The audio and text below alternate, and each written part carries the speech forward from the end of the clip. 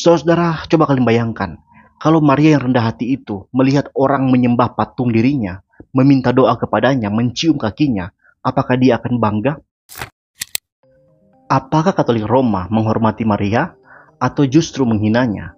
Ketika tradisi mengambil tempat firman dan kasih ilahi tergantikan oleh kultus religius, setiap kali orang Protestan berbicara soal Maria, kita sering dituduh, kalian gak menghormati Maria, kalian gak tahu betapa suci dan pentingnya Maria. Saudara, hari ini saya mau berikan kalian cermin. Pertanyaannya adalah, benarkah Katolik Roma menghormati Maria? Atau sebenarnya mereka telah menghina Maria lebih dari siapapun di bumi ini? Saudara, ini bukan fitnah. Ini logika rohani dan kasih pada kebenaran. Mari kita uji bersama, saudara. Siapakah Maria menurut Alkitab? Alkitab dengan jelas menggambarkan Maria sebagai perawan saleh yang taat dan rendah hati. Lukas pertama 38. Ibu Yesus secara manusiawi, tapi bukan ibu Allah secara kekal. Wanita yang memuliakan Allah, bukan yang minta dimuliakan. Maria sendiri bilang, jiwaku memuliakan Tuhan dan hatiku bergembira karena Allah, Juru Selamatku. Lukas pertama ayat 46-47. Bahkan Maria mengakui bahwa ia membutuhkan Juru Selamat. Artinya Maria tahu dirinya bukan tanpa dosa.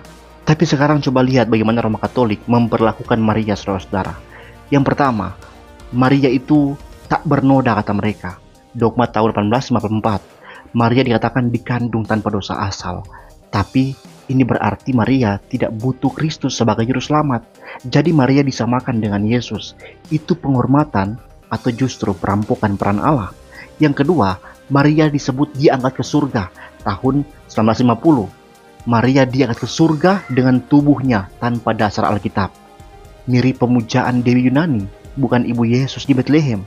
Yang ketiga, gelar Ratu Surga, pengantara, bahkan koredentrix. Katolik menyebut Maria dengan semua gelar itu, dan bahkan Maria dibilang ikut menebus dosa. Tapi ini menghina salib Kristus dan menyeret Maria ke posisi yang tidak pernah ia klaim. Semua ini bukan penghormatan, saudara. Ini adalah peletakan beban ilahi di pundak manusia biasa. Ini bukan kasih, tapi pelecehan rohani.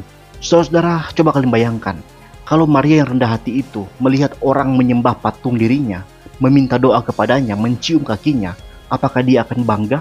Atau justru dia akan menangis dan berkata seperti Petrus, jangan sujud kepadaku, aku hanyalah manusia. Kisah 10 ayat 26. Apakah Maria akan berkata, tolong doakan lewat aku ya, karena Yesus lebih dengar aku daripada kamu? Tidak, saudara, tidak. Itu bukan Maria Alkitab. Itu adalah Maria versi mitologi Katolik, dan menghancurkan citra asli wanita yang paling diberkati itu.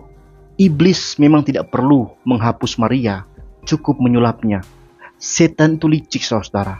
Dia nggak perlu membenci Maria terang-terangan. Dia hanya perlu mengangkatnya ke tempat yang bukan miliknya, sampai orang-orang lebih sibuk berdoa kepada Maria daripada percaya langsung kepada Kristus.